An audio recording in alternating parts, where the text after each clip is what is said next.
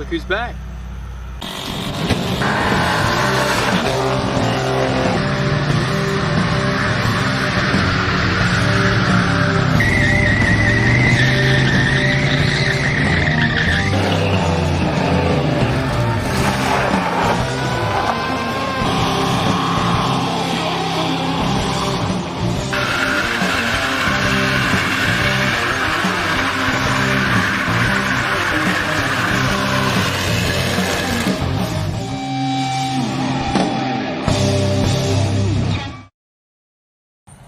So if you don't remember, this is my 1972 Dodge D100 that I pulled out of a junkyard where it sat for 13 years. I got it running and I drove it out of the spot where it was sitting. I had to put 2 different wheels and tires on it on this side so they hold air, and drove it out. Everything went pretty smooth as far as getting it out of there. Started right up. It's a 318 2-barrel.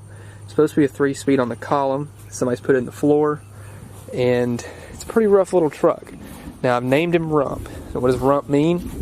It stands for Rusty Pumpkin, because it was around Halloween time. This thing's orange and it's obviously rusty. So what I did, brought it home and we fixed the brakes. We rebuilt the factory drums all the way around. Had to replace the brake line right there.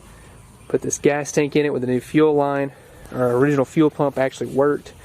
It's got glass pack exhaust coming off of the stock manifolds, so it sounds pretty good. It's a fun little truck to drive around. Still needs a lot of work. I'll pop the hood for you guys, let you see under it. In case you don't remember, got the mighty 318, like I said, with the 2-barrel.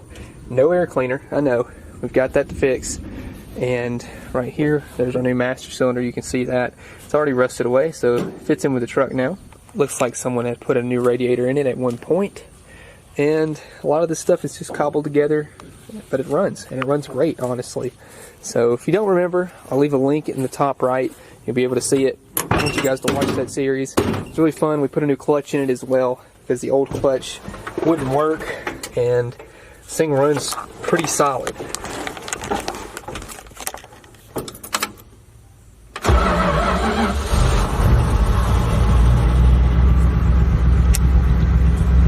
Holds really good oil pressure, surprisingly. Sat in a junkyard. We've got, what, 35 PSI? That's not bad. Really not bad at idle. And that's warm, too. I just got done driving it. Give you a little walk around real quick. Glass packs sound pretty good.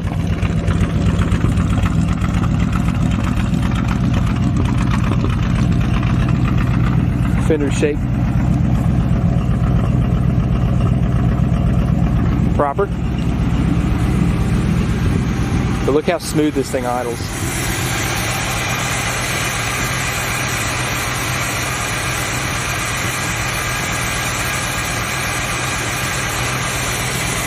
Absolutely stock. Nothing's been done to it, and it idles like that. Super smooth. Love this truck so much. But when you call on it, let me tell you, it sounds pretty good.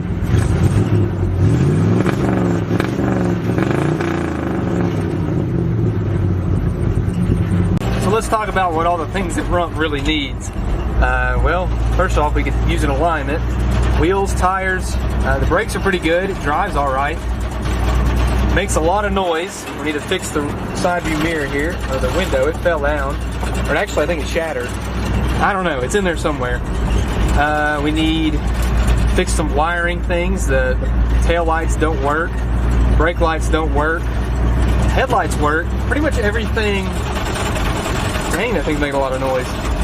Pretty much everything from the cab back needs to be replaced wiring wise. The original harness is pretty much untouched as far as under the hood and inside the truck, besides a few things, but it just needs a little bit of work and maintenance just to correct some of the things that were done to it over the years by just some unknowledgeable folks. But we'll fix a few things. First thing I want to do is kind of assess why the brake lights don't work.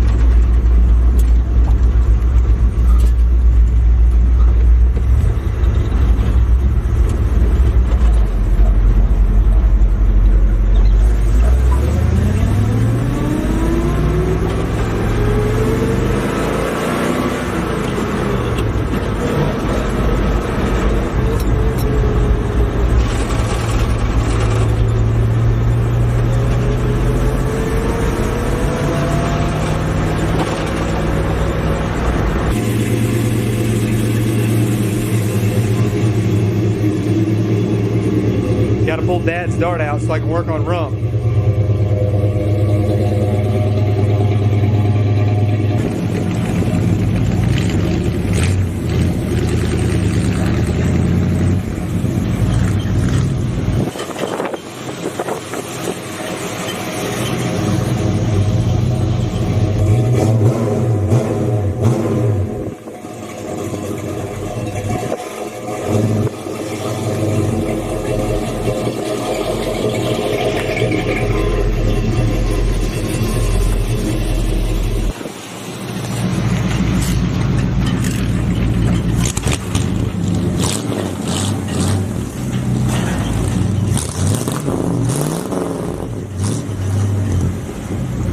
I'd like to get the rear lights working. One side works, but neither of the brake lights work. We get power to the tail light on this side. We can't. It's over here, so I need to start digging around in wiring. Looks like somebody's done a little bit of a hack job back here. The best part about these older vehicles, and even some new vehicles today, the brake light switch is a very easy switch to work on. You've got one side that will always provide constant hot no matter what. What that does, you can see you have the button right there. When you let go of that button, that's what's going to open up the circuit to send power. Whichever side is your hot side, it's going to open up the circuit to send it to your brake lights. Whenever you let off the brakes, it's going to close that circuit back. So you can see that it's very simple to work on. All you need is one side to have constant power, one side to be the power switch for your brake lights. So it's not going to be a hard thing to fix. It's just a matter of finding where the power switch is supposed to come from in the harness. Typically it's supposed to come from the steering column, which I think I might have found an issue. So we'll dive into that real quick. But just one more time, I'll show you guys. That's closed circuit, brakes off. We need to press the brake, opening up the circuit. You can see that that switch moves, and that's what's opening up your circuit there. Brake lights on, brake lights off. So just without looking at the factory harness of the wiring diagram, I've kind of figured out what I think might be the culprit here. So this is the harness that comes to plug into the steering column. If you notice there, one of those prongs is burnt. So if I chase it down to the other side, what do we get? I'm going to use the trusty power probe here. So that red there is a constant hot. The key is off, so that means that there is 12 volts at all times supplied to that. So what my guess is, this right here being burnt up is causing our brake light switch to not have power. So I need to chase down where this wire goes. This black wire looks like it goes up into the turn signal switch, which is where the brake lights actually feed power through. So it's going to go up into the turn signal switch and then come back down through the brake light switch. And it's going to get power that just kind of bounces off of the turn signal switch. So I'm wondering, if I give constant power to this, will I be able to make it work? So the fact that this is burnt up, it's a little concerning. I'll have to maybe do some work to that. I might have to get a new plug altogether, which we're in luck. We've got parts truck, so we can get something off of. And this side is still burnt, which we might have to replace that plug too. I'm not sure yet. We'll just have to see if we can figure out what's going on. But what I want to do, I want to look up the factory harness diagram and then kind of figure out which wire does what.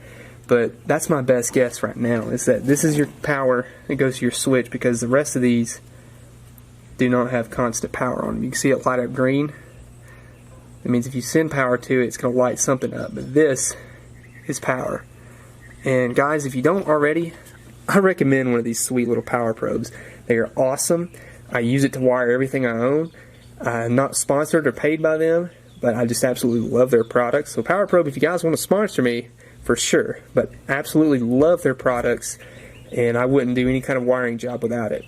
What I'm thinking is going to have to happen is a complete redesign of the taillight harness. A lot has been hacked. The original harness still remains. This is all the original harness looks like. And they've kind of integrated into the old harness. Looks like some of these are original plugs. But again, it's all sat outside for years and been kind of ruined and whatnot. But we've got wires that don't go to anything. These were what's supposed to supply the brake lights with power, but they don't. And we've got a bunch of wires just kind of hanging in the wind. And I'm gonna have to really sit down and diagnose everything and kind of chase wires as they come, because like I said, they're just all over the place. What's happening is we're getting power to the fuse box, to these wires back here. Whenever they're actually getting to the tail lights, we're losing voltage. I'm not sure what's going on, but I'm sure it's in some of these old corroded connections here that have just been sitting outside for the past like 2 decades, I'd say. And these wires are pretty much shot. I'm not sure what we'll have to do. We might just have to completely redo everything, but that's something we can do, and we can do it for cheap. We just have to take the time to do it. So I don't know if I'll be able to accomplish getting taillights to work, at least in this video. So just when I had given up, I wanted to show you guys what I found. Now, I did notice this little wire hanging here. This was what was plugged into the other side of the brake switch. I didn't really know what it was for. Then I noticed this wire hanging down right here. Thought, well, it looks kind of like a fuse would go there. This piece was in here with it.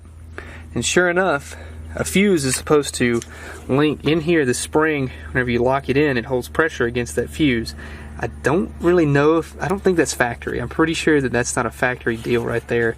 I've never seen something like that. I'm going to assume that it's not, and it was disconnected. But this wire here has constant power to it.